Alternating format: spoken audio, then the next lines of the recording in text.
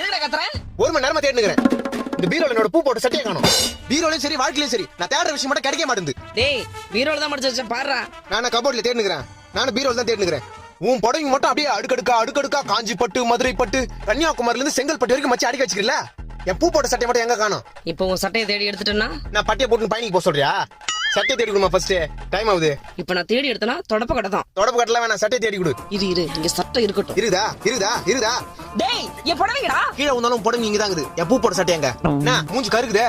ஆத்திரமா வந்து தீஞ்சு வாசனை வருது. டேய் கேஸ் மேல பால் வச்சிட்டு வந்துட்டேன்டா. ஓ தீஞ்சு வாசனை அங்க தான் வருதா? ஐயோ மொத்த பாலும் போச்சு. ஏமா என் பூ போட்ட பூ உன்னால என்னாச்சு பாத்தியா? மா பால் தீஞ்சு போச்சு. என் பூ போட்ட சட்டமா? டேய் இங்க பால் தீஞ்சு போச்சுன்ற பூ போட்ட சட்டையா? இந்த கழுத்து நீ ஏன் பாத்துட்டு இருக்கற? என் பூ போட்ட சட்டையே இதாமா? பூ போட்ட சட்டை இதுதானா?